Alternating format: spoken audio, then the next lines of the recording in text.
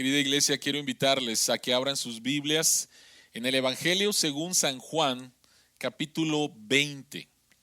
El Evangelio de San Juan, capítulo 20. Y en el mensaje del día de hoy estamos uniendo esta pequeña serie de Semana Santa, Esperanza en medio del temor, junto con nuestra serie del Evangelio de Juan, Jesús, la luz de la vida, porque vamos a hablar acerca de la resurrección. Entonces estas dos series se unen en este mensaje en Juan capítulo 20, versículos del 1 hasta el 31. Esta es la palabra de Dios. El primer día de la semana, muy de mañana, cuando todavía estaba oscuro, María Magdalena fue al sepulcro y vio que habían quitado la piedra que cubría la entrada. Así que fue corriendo a ver a Simón Pedro y al otro discípulo a quien Jesús amaba y les dijo: se han llevado del sepulcro al Señor y no sabemos dónde lo han puesto. Pedro y el otro discípulo se dirigieron entonces al sepulcro. Ambos fueron corriendo, pero como el otro discípulo corría más aprisa que Pedro, llegó primero al sepulcro. Inclinándose, se asomó y vio allí las vendas, pero no entró. Tras él llegó Simón Pedro y entró en el sepulcro. Vio allí las vendas y el sudario que había cubierto la cabeza de Jesús, aunque el sudario no estaba con las vendas, sino enrollado en un lugar aparte. En ese momento entró también el otro discípulo, el que había llegado primero al sepulcro, y vio y creyó. Hasta entonces no habían entendido la escritura que dice que Jesús tenía que resucitar. Los discípulos regresaron a su casa, pero María se quedó afuera, llorando junto al sepulcro. Mientras lloraba, se inclinó para mirar dentro del sepulcro y vio a dos ángeles vestidos de blanco, sentados donde había estado el cuerpo de Jesús, uno a la cabecera y otro a los pies. ¿Por qué lloras, mujer?, le preguntaron los ángeles. Es que se han llevado a mi Señor y no sé dónde lo han puesto, les respondió. Apenas dijo esto, volvió la mirada y allí vio a Jesús de pie, aunque no sabía que era él. Jesús le dijo: ¿por qué lloras, mujer? ¿A quién buscas? Ella, pensando que se trataba del que cuidaba el huerto, le dijo: Señor, si usted se lo ha llevado, dígame dónde lo ha puesto y yo iré por él. María, le dijo Jesús. Ella se volvió y exclamó: Raboni, que en arameo significa maestro. Suéltame, porque todavía no he vuelto al Padre. Ve más bien a mis hermanos y diles: vuelvo a mi Padre, que es Padre de ustedes, a mi Dios, que es Dios de ustedes. María Magdalena fue a darles la noticia a los discípulos. He visto al Señor, exclamaba, y les contaba lo que él le había dicho. Al atardecer de aquel primer día de la semana, estando reunidos los discípulos a puerta cerrada por temor a los judíos, entró Jesús y poniéndose en medio de ellos los saludó: la paz sea con ustedes. Dicho esto, les mostró las manos y el costado. Al ver al Señor, los discípulos se alegraron. La paz sea con ustedes, repitió Jesús. Como el Padre me envió, así yo los envío a ustedes. Acto seguido sopló sobre ellos y les dijo: reciban el Espíritu Santo. A quienes les perdonen sus pecados, les serán perdonados. A quienes no se los perdonen, no se les serán perdonados. Tomás, al que apodaban el gemelo, y que era uno de los 12, no estaba con los discípulos cuando llegó Jesús. Así que los otros discípulos le dijeron: hemos visto al Señor. Mientras no vea yo la marca de los clavos en sus manos, y meta mi mano en las marcas y mi mano en su costado, no lo creeré, repuso Tomás.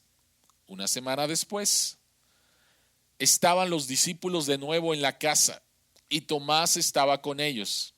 Aunque las puertas estaban cerradas, Jesús entró y poniéndose en medio de ellos los saludó. La paz sea con ustedes. Luego le dijo a Tomás, pon tu dedo aquí y mira mis manos.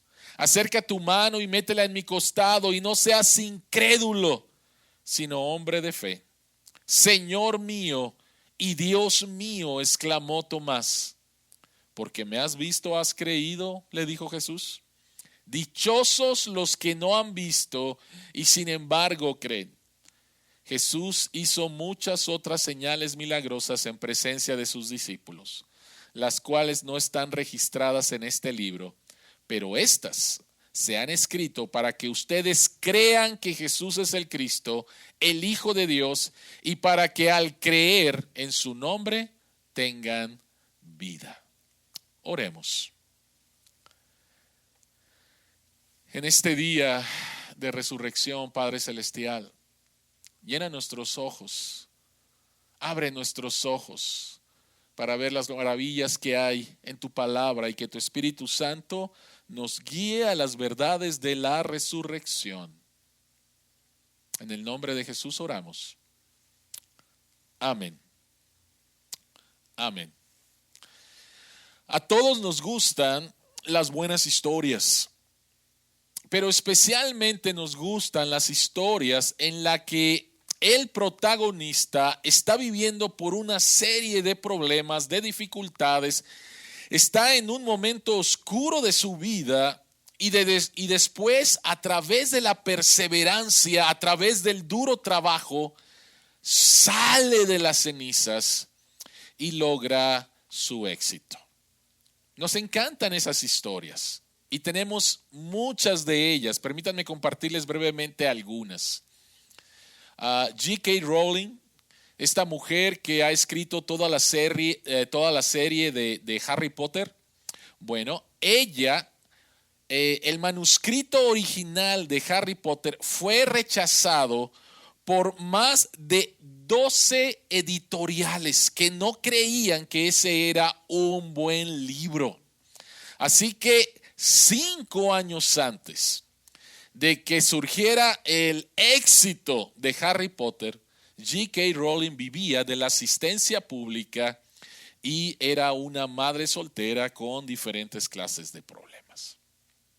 Steven Spielberg, uno de los más grandes directores en toda la historia en Hollywood. Bueno, él fue rechazado 2 veces por universidades en California en su intento de estudiar cinematografía. Fue rechazado. Y ahora conocemos la historia de Steven Spielberg como uno de los más grandes directores. Otra historia similar es la historia de Walt Disney. En 1921, él crea su empresa de animación. Pero después, por diferentes clases de problemas y de deudas, él cae en bancarrota. Y de hecho, él tuvo muchos fracasos antes de lograr el éxito y el éxito de sus 2 parques temáticos en los Estados Unidos, Walt Disney y Walt Disney World. Y otra historia similar es la historia de Michael Jordan. ¿Sabías tú que cuando él estaba en la preparatoria, en su primer intento de formar parte del equipo de básquetbol de su preparatoria, fue rechazado por el entrenador? No sé qué pensará ese entrenador, ¿no? De haber pasado a la historia como el primer entrenador de Michael Jordan, pasa como el entrenador que lo rechazó en la preparatoria. Todas estas son historias que nos animan, todas estas son historias que nos inspiran acerca de hombres y mujeres que por medio de su perseverancia salen de momentos difíciles y logran el éxito. Pero pensando en la resurrección y pensando en este texto tenemos a 3 protagonistas. Por un lado tenemos a María Magdalena, por el otro lado tenemos a los discípulos y después tenemos a Tomás. En la historia de este pasaje no es la historia de lo que yo les acabo de decir. Una historia de que a través de tu esfuerzo reescribes tu historia. Y entonces tienes nueva esperanza. Este pasaje no se trata de eso. No se trata de que a través de tu esfuerzo tú puedes reescribir tu historia. El nombre de este sermón es Una Nueva Historia. Pero la historia de la resurrección no se trata de eso. No se trata de que María Magdalena, los discípulos y Tomás, a través de sus fuerzas, a través de su perseverancia, lograron reescribir su historia. La historia de la resurrección se trata acerca del Hijo de Dios que viene e interrumpe la historia humana. Él invade la historia humana. Él nace como un ser humano, vive una vida perfecta. Va a la cruz a morir de una manera injusta porque Él es nuestro sustituto. Pero la historia no terminó el viernes con su muerte, sino que la tumba no pudo retenerlo, la muerte no pudo retenerlo. Y Jesucristo sale victorioso de la tumba. Y Él es quien reescribe la historia de tinieblas de María Magdalena, reescribe la historia de temor de los discípulos y reescribe la historia de incredulidad de Tomás. Y entonces les da una nueva esperanza. La historia de resurrección, el hecho histórico de la resurrección apunta a que tú y yo podemos tener una nueva historia escrita por Dios por la resurrección de nuestro Señor Jesucristo. Así que la pregunta que queremos contestar en este domingo de resurrección es cómo la resurrección de Jesús te da esperanza. Cómo la resurrección de Jesús puede reescribir tu historia porque lo necesitas. Cómo la resurrección de Jesús nos da esperanza en medio del temor que vivimos de diferentes formas en esta pandemia que ya lleva más de un año. Bueno, 3 capítulos de esta historia. El primer capítulo tiene que ver con una nueva familia, versículos del 1 hasta el 18. En segundo lugar, una nueva vida, versículos 19 hasta el 23. Y en tercer lugar, un nuevo mundo, versículos 24 hasta el 31. ¿Cómo la resurrección de Jesús nos da esperanza? Nos da esperanza a través de una nueva familia, a través de una nueva vida y a través de un nuevo mundo. Así que vayamos al punto número 1. Una nueva familia.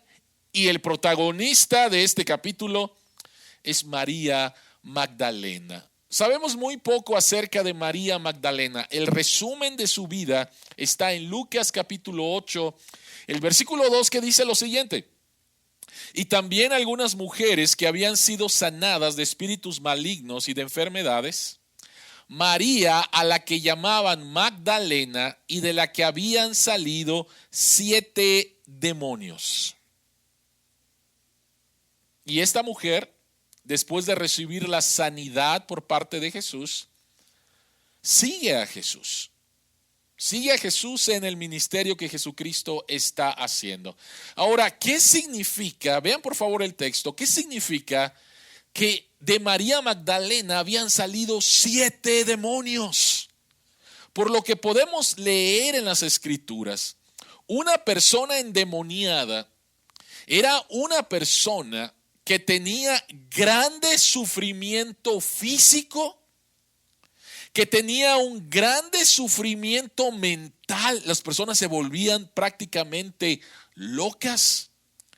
Eran personas grandemente atormentadas. Eran personas a las cuales sus familias las tenían aisladas y en algunos casos, como leemos en las Escrituras, hasta los tenían esposadas.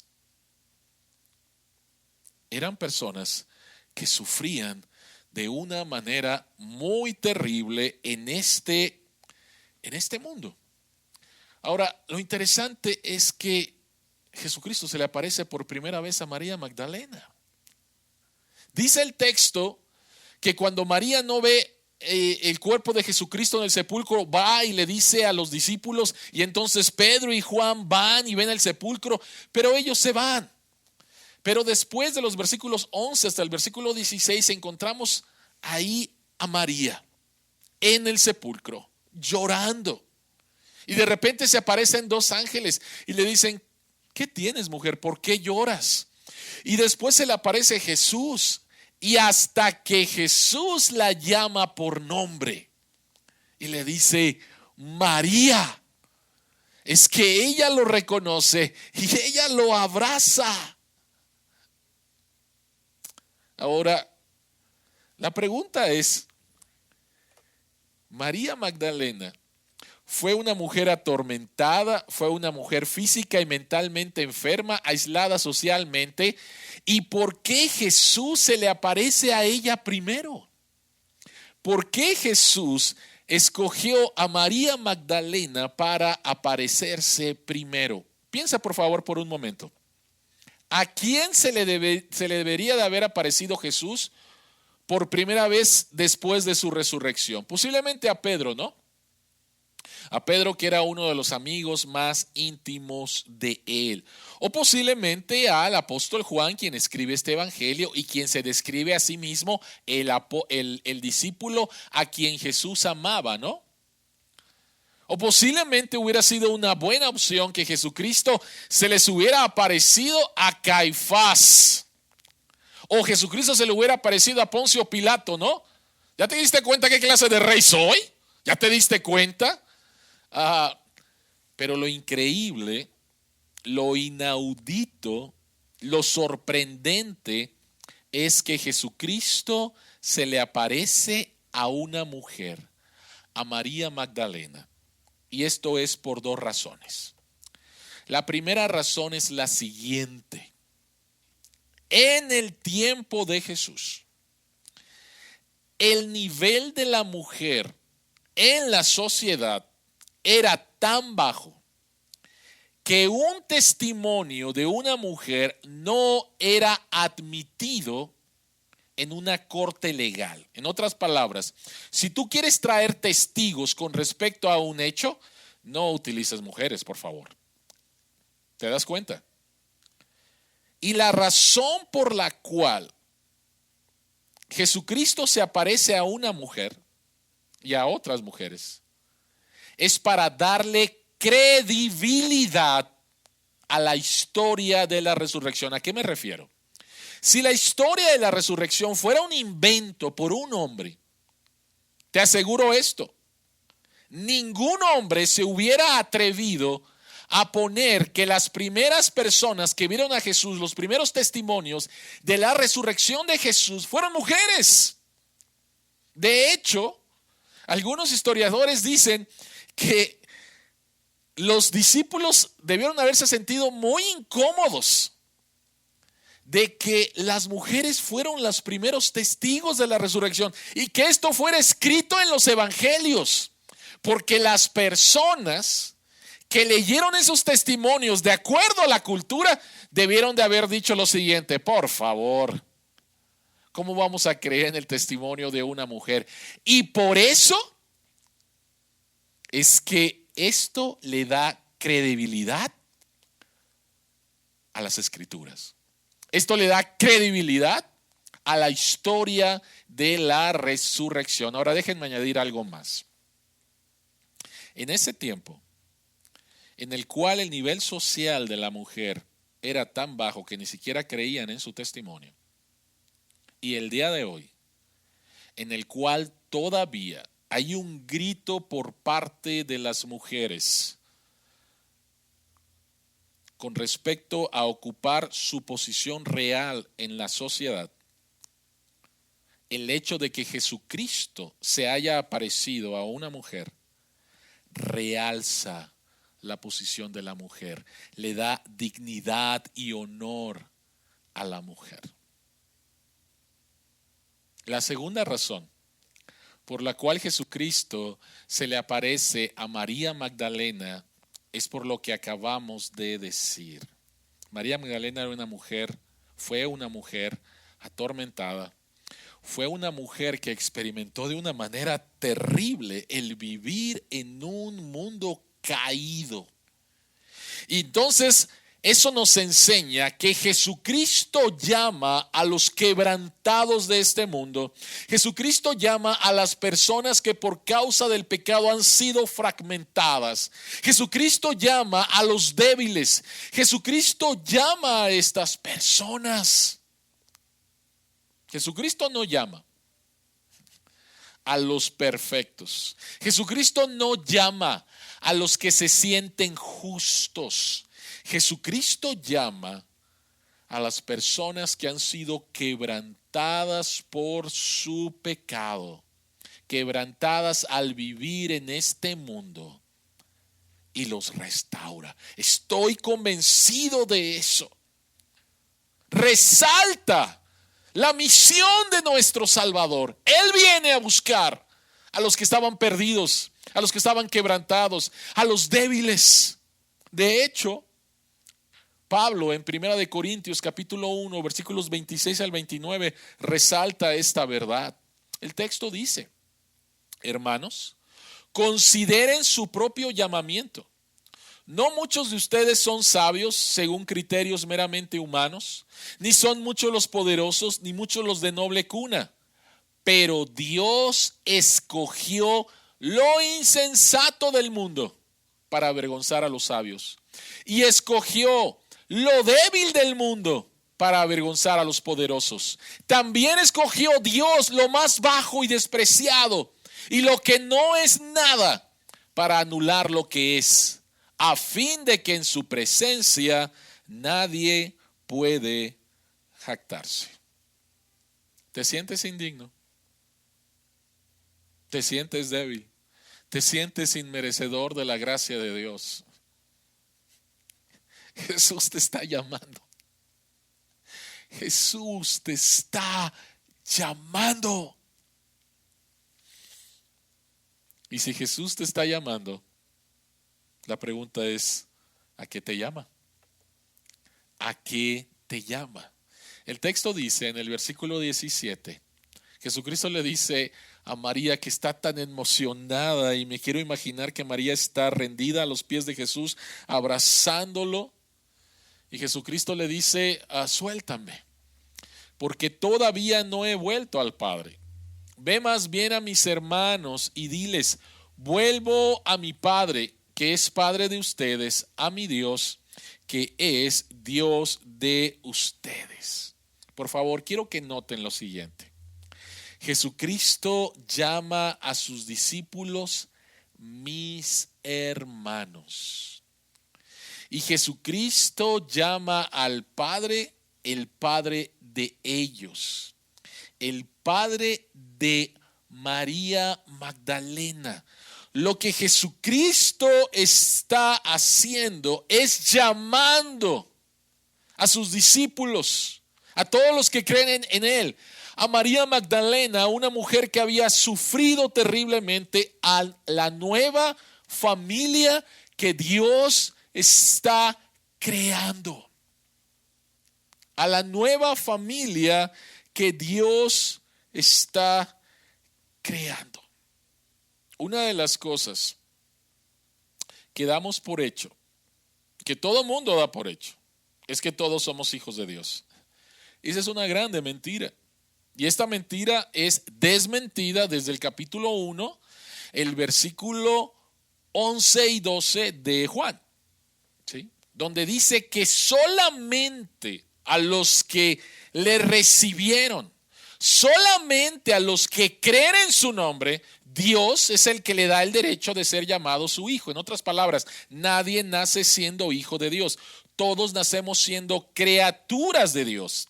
Y solamente cuando tú has creído, confiado en Jesucristo como tu Salvador, te has arrepentido de tus pecados, es que Dios te da el derecho, la potestad, el privilegio de ser su hijo.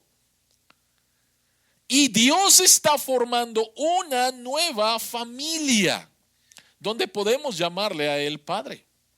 Ve por favor Romanos capítulo 8, el versículo 15.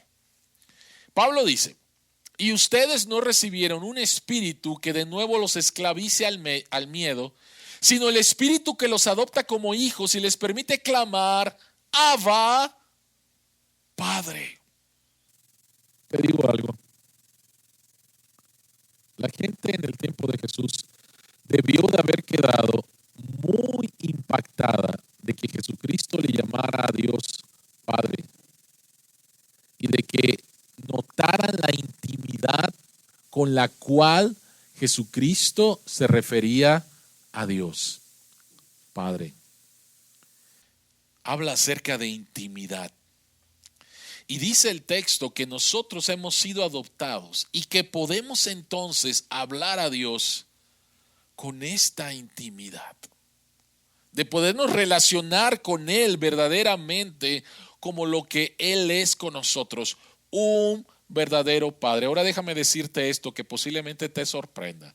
El acceso que Jesús tiene al Padre por ser el Hijo de Dios es el mismo acceso que nosotros tenemos ahora al Padre por ser hijos por causa de la obra de Cristo. Déjame preguntarte, ¿quién es más hijo de Dios? ¿Jesucristo o tú? ¿Quién es más hijo de Dios? Bueno, delante de Dios somos iguales. Jesucristo por derecho propio y nosotros porque hemos sido adoptados y somos coherederos juntamente con Cristo. Y esta verdad implica lo siguiente: tú no necesitas de ningún mediador en tu relación con Dios, solamente a Jesucristo. Olvídate por favor de las mentiras de santos y de las mentiras de vírgenes en las que te han enseñado de que tú te debes de acercar a ellos porque Dios está muy, muy, muy lejano y necesitas estos mediadores. Esa es una mentira.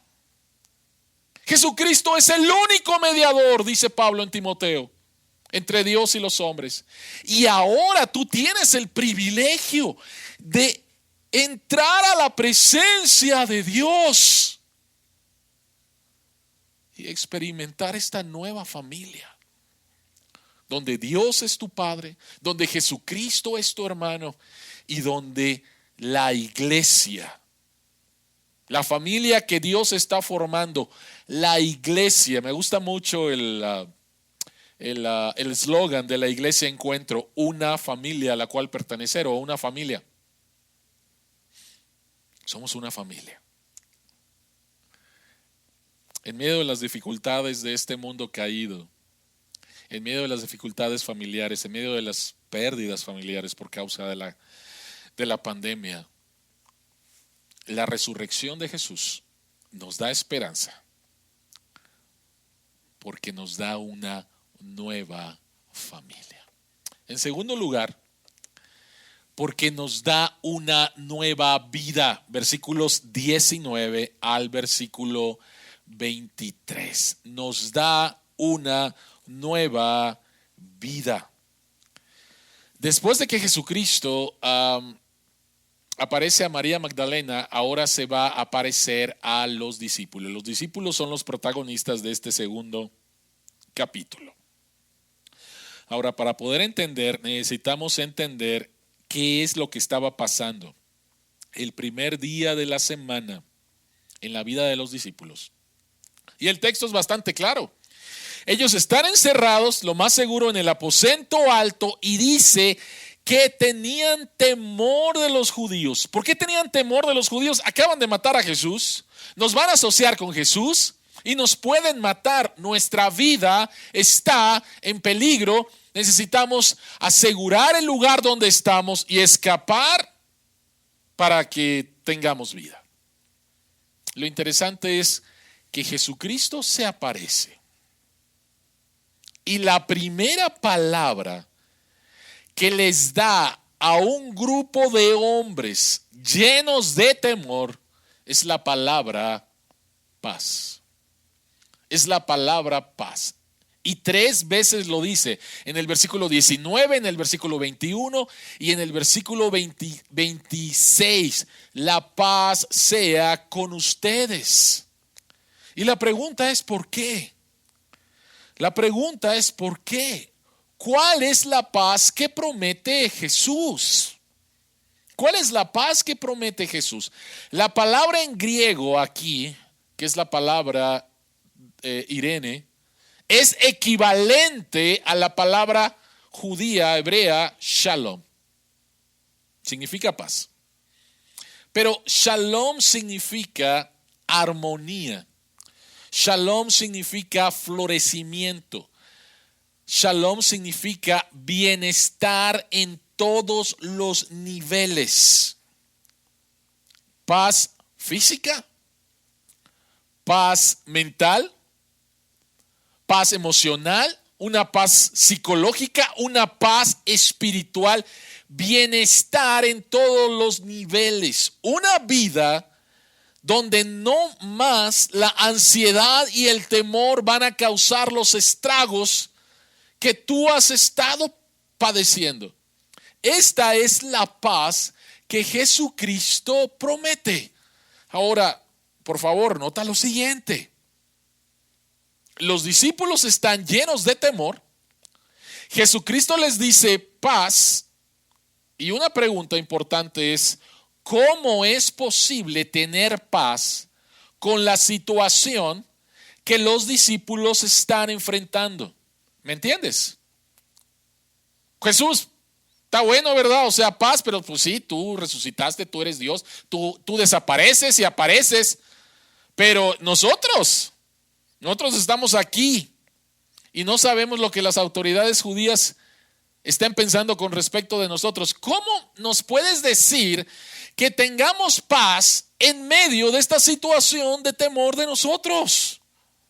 ¿Cómo nos dices que tengamos paz? Bueno, en primer lugar, porque la paz que Dios da no es una paz que dependa de las circunstancias. ¿Cómo Jesucristo entrega esta paz a sus discípulos? Vean por favor el versículo 21.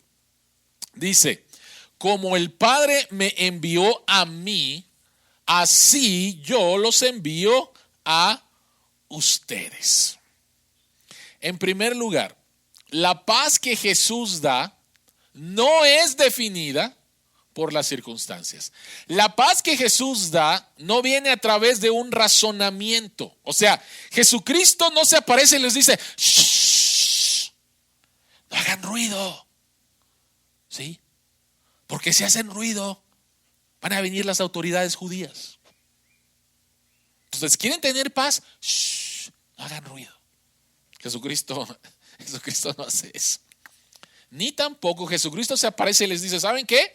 Acabo de crear la nueva agencia de nueva identidad. Voy a venir por ustedes mañana en la noche, me los voy a llevar a una isla desierta y les voy a dar una nueva identidad. Y así ustedes pueden tener paz. Jesucristo razona con ellos.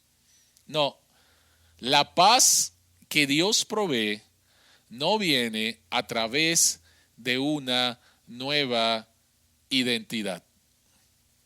Entonces, ¿cómo entrega esa paz? Vean por favor otra vez el versículo 21. Como el Padre me envió, así yo los envío a ustedes. O sea, la paz sea con ustedes y los voy a enviar a lo que ustedes le tienen miedo. O sea, a ver, es Jesús, por favor. O sea, ¿cómo es que me quieres dar paz y me quieres enviar a lo que yo tengo temor? Jesucristo les dice que la paz que Él da no es definida por las circunstancias, no es definida por la carencia económica, no es definida por la enfermedad, no es definida por la muerte, no es definida por el desempleo, no es definida por la felicidad, no es definida por tu cuenta de ahorros, no es definida por la salud. La paz que Dios da no es definida por las circunstancias. Y Dios te envía en medio de las circunstancias a que experimentes esa paz. ¿Cómo la entrega? Bueno, versículo 22. Vean por favor. Acto seguido, sopló sobre ellos y les dijo, reciban el Espíritu Santo. Nota por favor. Jesús sopla y el Espíritu Santo. Y esto te debe de recordar y te debe de llevar nuevamente a Génesis capítulo 2, donde Dios está haciendo la primera creación. Y ahí está el cuerpo de Adán, completamente formado, pero sin vida. Y es hasta que Dios sopla aliento de vida que Adán es un ser viviente. Te debe de llevar a eso.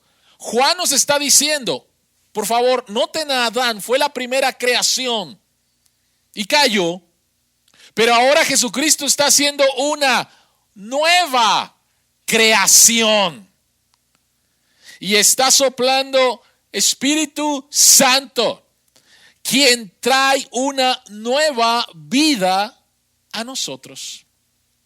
Dios no nos toma y nos da una limpiadita y nos dice échale ganas. No, Dios nos da una nueva vida que es definida por la tercera persona de la Trinidad, quien está en nuestras vidas. ¿Cómo recibes esta paz? ¿Cómo recibes esta paz? Jesucristo en el versículo 23 dice, a quienes les perdonen sus pecados les serán perdonados, a quienes no se los perdonen no les serán perdonados. Lo que vemos aquí es la descripción del continuo ministerio terrenal de Jesús. Mientras Jesucristo estuvo aquí en la tierra compartiendo el mensaje del evangelio, quienes creyeron en él, sus vidas fueron transformadas. Quienes lo rechazaron, permanecieron en condenación. Y esto es exactamente lo mismo. Dios nos envía a este mundo para seguir proclamando el evangelio de Jesucristo. Quienes crean en este mensaje, no es nuestro mensaje, es el mensaje de Dios.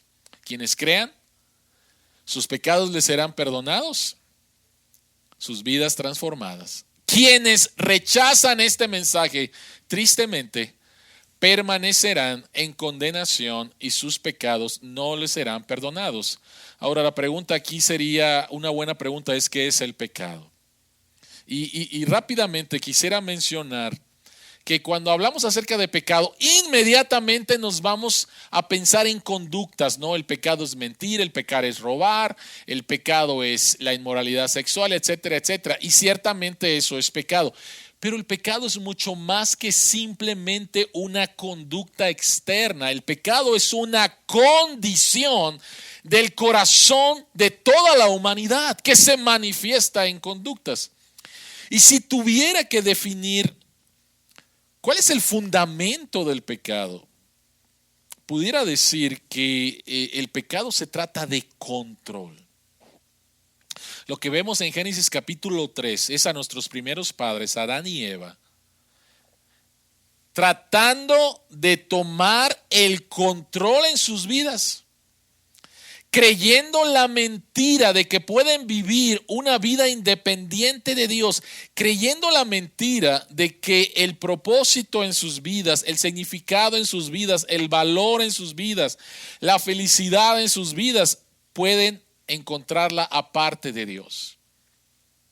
E inmediatamente ellos se dieron cuenta de la mentira que habían creído y del caos en el cual ahora se encontraban sus vidas. Ellos tomaron el control.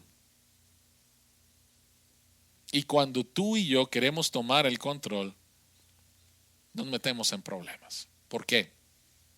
Porque tú y yo fuimos diseñados para vivir una vida dependiente de Dios.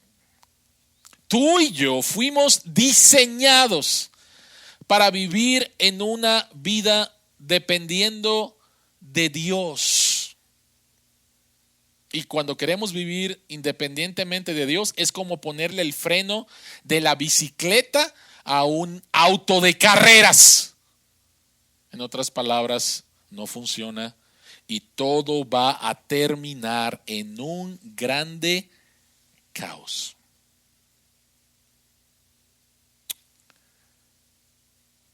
El temor y la ansiedad son señales de que muy posiblemente estás tratando de vivir una vida independientemente de Dios, de que tú quieres el control.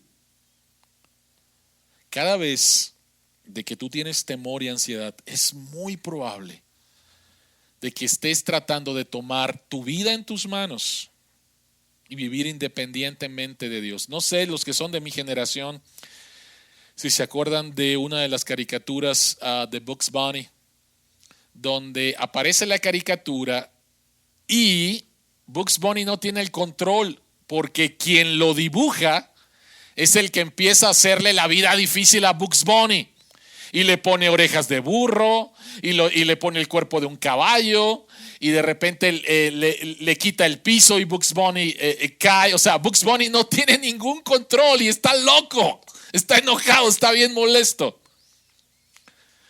Cuando tú y yo queremos tomar el control en nuestras manos, cuando tú y yo queremos escribir nuestra propia historia, vamos a acabar en caos. Qué bendición saber que ahora no necesito escribir mi propia historia. Qué bendición saber que es Dios quien escribe, reescribe mi historia de pecado, mi historia de incredulidad, mi historia de tinieblas. Dios la reescribe por una historia de paz, por una historia donde Él tiene el control, por una historia donde la tercera persona de la Trinidad viene y habita en mi vida. Y donde Pablo dice que sean llenos del Espíritu Santo. Y la llenura del Espíritu Santo simplemente es control. Controla mi vida, Señor. Como la historia de la resurrección nos da esperanza. En primer lugar, porque nos da una nueva familia. Y en segundo lugar, porque nos da una nueva vida. En tercer lugar, porque nos da un nuevo mundo. Vean por favor los versículos 24 al 31. Nos da un nuevo mundo. Y aquí el protagonista es Tomás. Y hay dos cosas que sobresalen. En primer lugar, sobresale el cuerpo de cicatrices de Jesucristo. Y en segundo lugar, las puertas cerradas del aposento alto. Pregunta: ¿por qué el cuerpo resucitado de Jesús tiene cicatrices?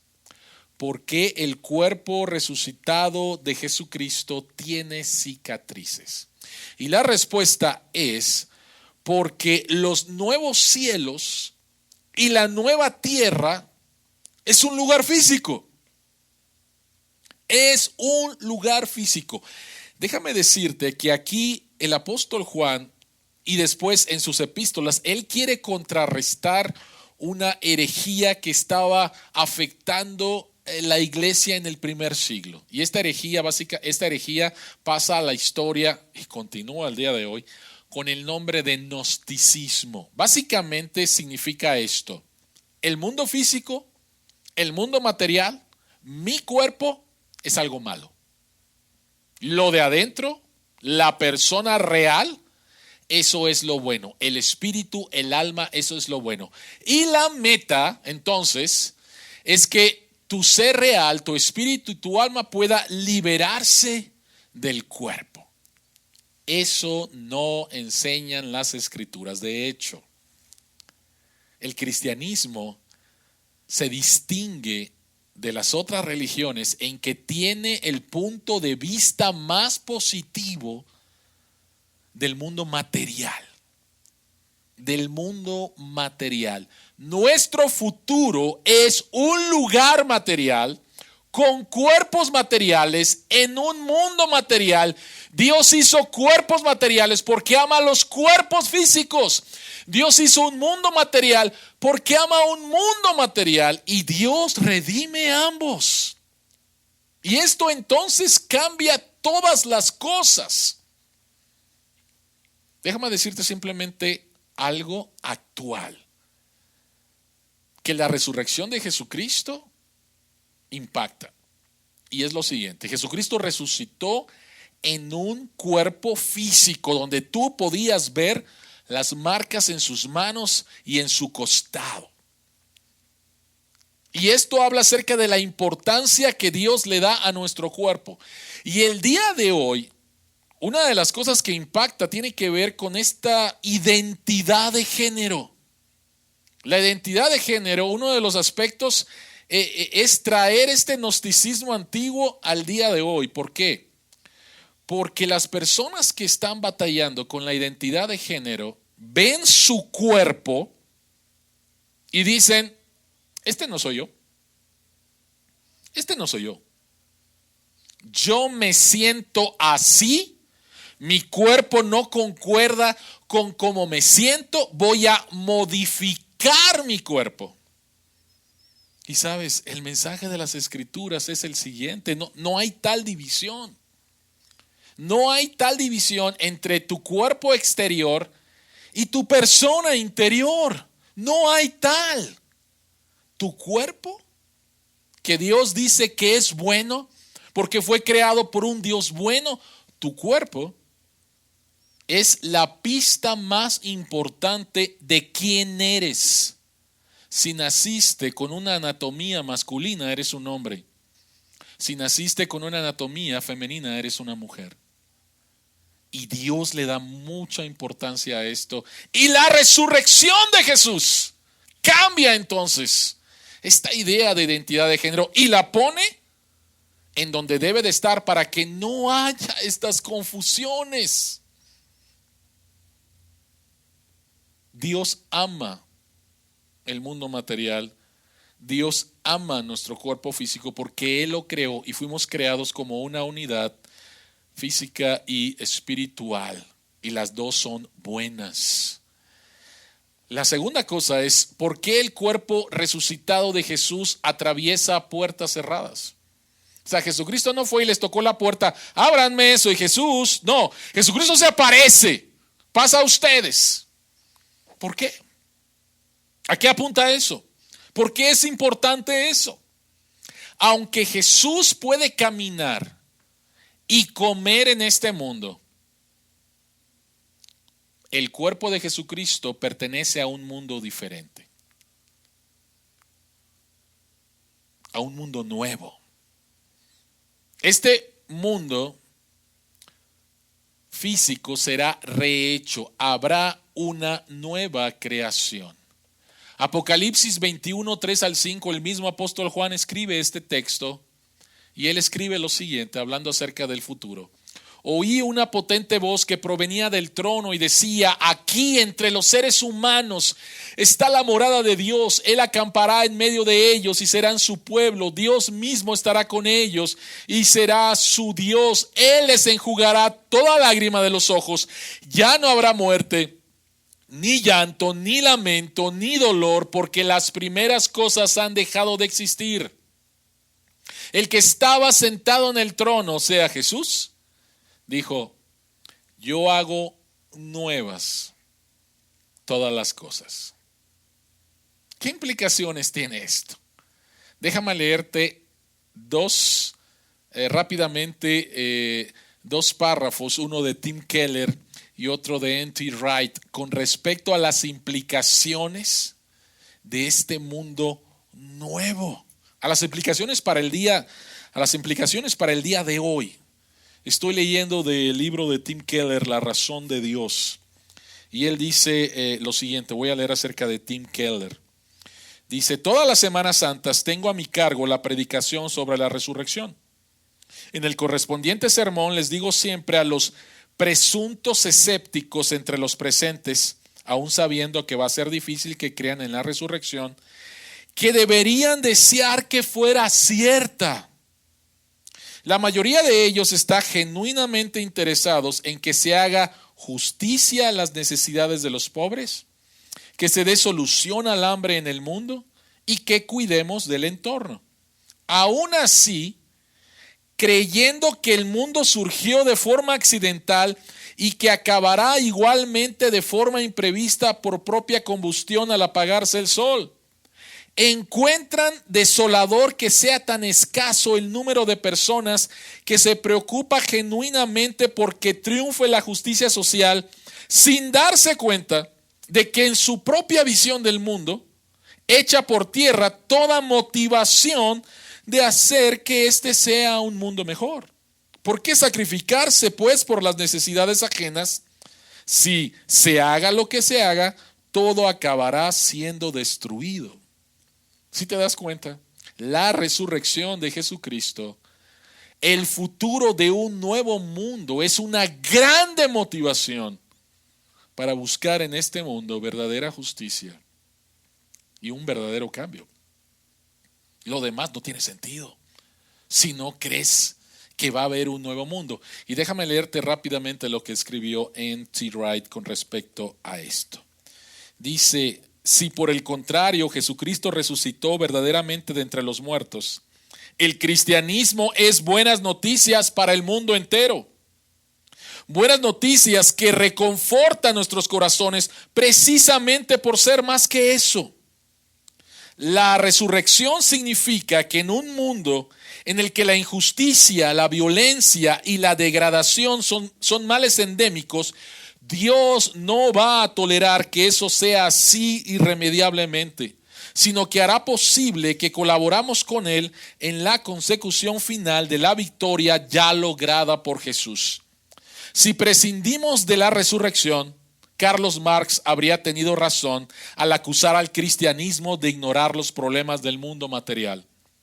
Y asimismo, sin la resurrección, Freud tenía probablemente razón al calificar el cristianismo de creencia ilusoria. Y sin la resurrección, Nietzsche estaría justificado en decir que el cristianismo era creencia para débiles y pusilánimes. Pero no es así. No es así. Porque el hecho de que el cuerpo resucitado de Jesucristo atraviese puertas apunta a este nuevo mundo y es nuestra motivación para transformar este mundo para la gloria de Dios, sabiendo que la perfecta transformación vendrá cuando Él regrese. Y por último, ¿cómo respondes a la resurrección? ¿Cómo respondes a la resurrección? Versículos 29 y 31. Está con Tomás. Tomás luchando con su incredulidad. Y se le aparece Jesús y le dice: tócame. Yo estoy seguro que Tomás ni lo tocó. Tomás cayó de rodillas y dijo: Señor mío y Dios mío. Y Jesucristo, versículo 29, dice: porque me has visto, has creído. Le dijo Jesús: dichosos los que no han visto y sin embargo creen. Y versículo 30, pero estas se han escrito para ustedes, para que ustedes crean que Jesús es el Cristo, el Hijo de Dios, y para que al creer en su nombre tengan vida. Ve por favor 3 veces la palabra creer, creer, creer. Creer no significa tener un dato aquí en tu cabecita. Creer significa confiar. Confiar. Y el apóstol Juan dice: todo lo que he escrito tiene el propósito de que tú confíes que Jesucristo es el Hijo de Dios. Y al confiar en Él, tengas nueva vida. Tenemos un año de pandemia. Tenemos, con datos oficiales y lo último que salió en las semanas, muy posiblemente 350,000 muertes en nuestro país. La economía ha sido afectada. Pequeños negocios han sido cerrados. Cuerpos han sido infectados, enfermados. Muchos han muerto. Escuelas han sido cerradas. Niños pequeños están cansados, han sido afectados del encierro. Y en medio de esta situación, la verdadera esperanza se encuentra en el hombre que hace más de 2000 años invadió nuestro mundo, vivió la vida que tú y yo no debíamos de haber vivido. Fue a la cruz a morir la muerte que tú y yo merecíamos. Venció el pecado, al mundo y a Satanás. La muerte no pudo retenerlo. Al tercer día resucitó de entre los muertos. Y Él puede reescribir tu historia. Él puede darte una nueva familia. Él puede darte una nueva vida. Y Él puede darte un nuevo mundo. ¿Cómo vas a responder a Jesús resucitado? Te invito a que te arrepientas de tus pecados y confíes en Jesucristo como tu único Señor y Salvador. Y entonces tengas una verdadera esperanza. Esperanza significa certidumbre. ¿Cómo vas a responder a Jesús? Oremos. Señor que estás en los cielos, te queremos dar las gracias que nuestra fe no está fundamentada en lo que nosotros podemos hacer. No está fundamentada en creencias, en emociones. Nuestra fe está fundamentada en un hecho histórico. La tumba está vacía. Más de 500 testigos hubo de la resurrección. Vidas han sido transformadas durante estos 20 siglos. Y lo seguirá habiendo hasta que tú regreses, Jesús. Señor que estás en los cielos, quiero pedirte que tu Espíritu Santo toque los corazones de aquellos que me están escuchando y que todavía no han creído, personas que posiblemente están viviendo en tinieblas muy profundas, personas que están viviendo en temor, personas que están viviendo en incredulidad, así como los protagonistas de esta historia. Y que tú, Señor, los puedas sacar de las tinieblas a la luz, del temor a la paz y de la incredulidad a la confianza. En el nombre de Jesús, permítenos seguir compartiendo con los que están a nuestro alrededor acerca de la esperanza, de esta nueva historia que puede ser escrita no por nosotros, sino por ti, Señor, por lo que Jesucristo hizo en la resurrección. A ti sea la gloria. Bendito seas. Amén.